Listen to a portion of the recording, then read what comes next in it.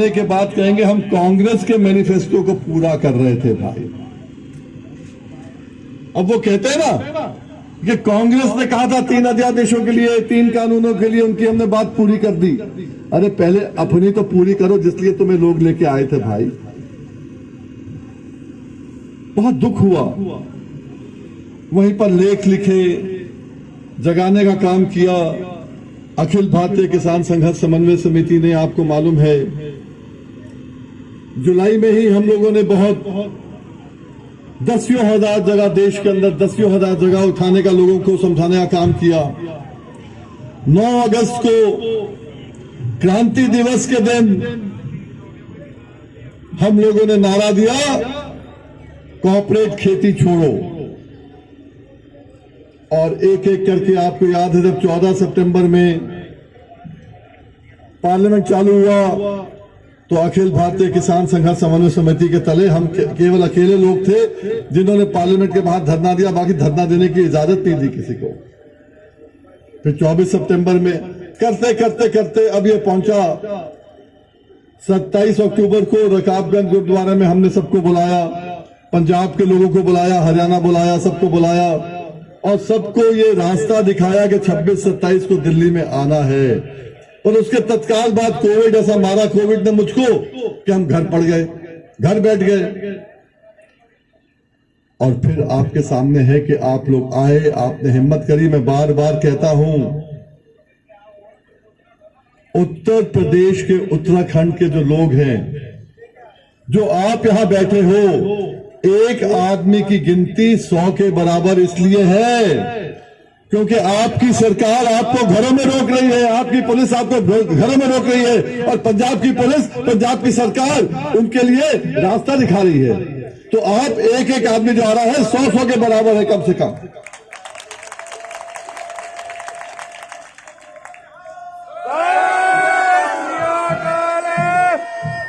ये आपकी हिम्मत जो है, आप लोग जो है आए, उसके बाद पीछे पीछे लोग और आए। जितना पुलिस ने आतंक मचाया, अत्याचार किया, उतना ही आपका जज्बा और मजबूत हुआ। यही जज्बा आगे दिखाना है।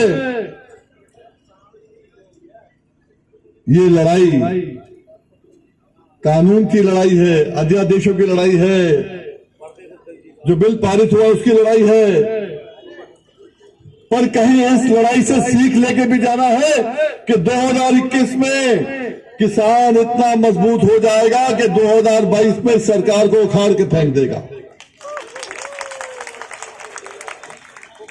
ये आपको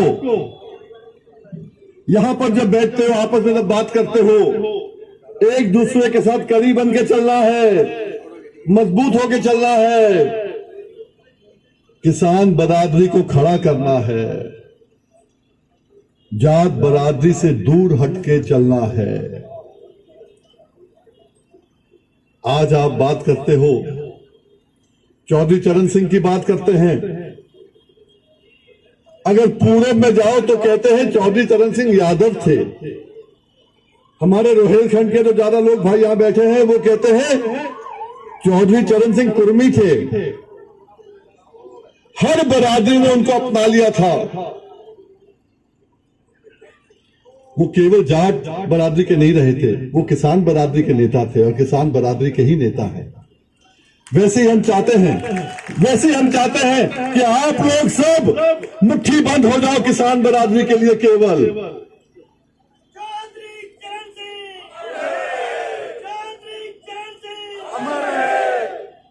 वहीं पर ही चौधरी महेंद्र सिंह टिकैत, उन्होंने भी जाट बरादरी से अलग से अपना आंदोलन किया था।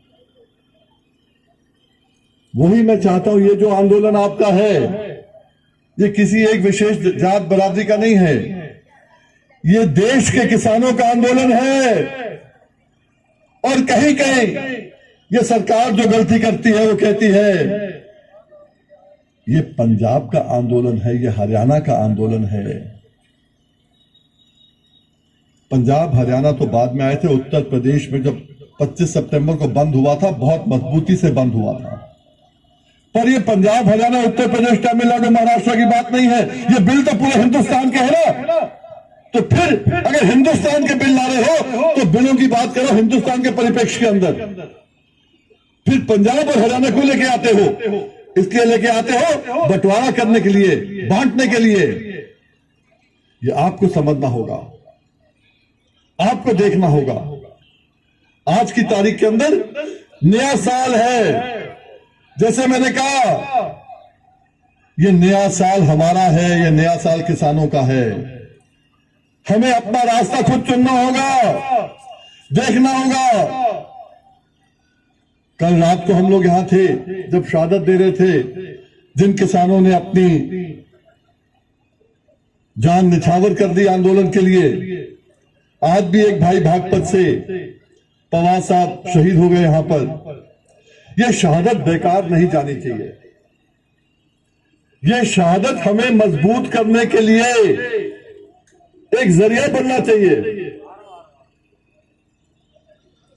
और इतना मैं आपसे कहना चाहूंगा, नए साल के अंदर आपने भी, हाँ मैंने कल भी कहा था, आज भी कह रहा हूं, आपने मन मन में सोचा होगा कि आपको क्या करना है नए साल के अंदर। मैंने भी सोचा मुझे क्या करना है। मुझे तो पहला काम यह करना है, क्योंकि 4 तारीख में 2 दिन बाद 3 दिन बाद को हाई कोर्ट खुल रहा है, तो मुझे तो पहले आपके गन्ने के ब्याज का पैसा आपके घरों में डलवाना है पहले तो। उसके बाद में देखना है कि गन्ने का जो रेट आपका तय नहीं हुआ फिर जीरो है। ये वही जीरो है जो 1996 में आपके पर्चियों में लिखा जाता था।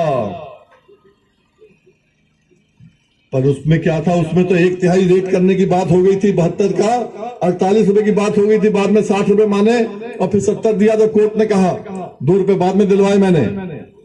पर अब जो है कोर्ट का आदेश 2002-2003 का मेरे पास ऑलरेडी है कि पिछले साल से कम नहीं दे सकते, तब आगे ही देना पड़ेगा योगी बाबा को। हम कोर्ट इसलिए नहीं जा रहे उस मामले में।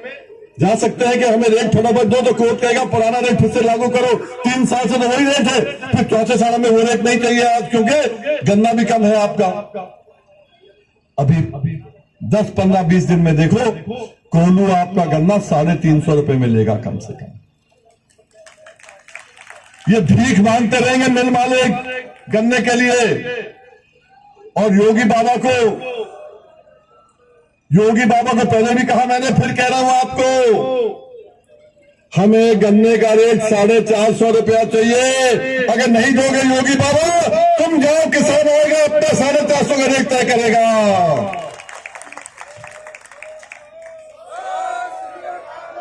और गन्ने का रेट ही तय नहीं करेगा।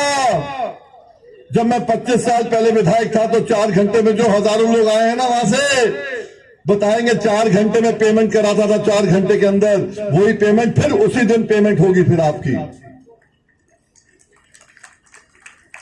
बेशर्ते कि आप लोग फिर जात बरादरी में ना बच जाओ। वो आपको देखना है, ये आपको समझना है। गन्ने का, धान का, गेहूं का, धान में इस बारी आपका जो धान बिका है बड़ा अच्छा लगा। बहुत साथियों ने पहले छोटे किसानों का धान बिकवाया, फिर अपना धान बिकवाया। हम हजारों किसानों ने ऐसा किया, बड़ा अच्छा लगा मुझे। और अगली बार जितना धान इस बार बिका है, अगली बार कोर्ट के माफी बिकता, आपको मालूम है। Writ petition 5112/2000 VM Singh versus union of India, उसके तहत बिकता है। जितना इस बार बिका है, अगली बार 3 गुना ज्यादा और बिकवाएंगे। पर आपको अपना काम करना है, जो आपको मैंने पहले कहा था। क्या काम है आपका? ऊपर वाले को प्रार्थना करनी है, अरदास करनी है कि ये भाई की तबीयत ठीक रहे, स्वास्थ्य ठीक रहे, बस। आपका बहुत बहुत धन्यवाद। आपको फिर मैं नए साल की शुभकामनाएं देना चाहूंगा और फिर इस सरकार को याद दिलाना चाहूंगा, वो रात तुम्हारी थी, ये सवेरा हमारा है। वो 2020 तुम्हारा था, 2021 हमारा है।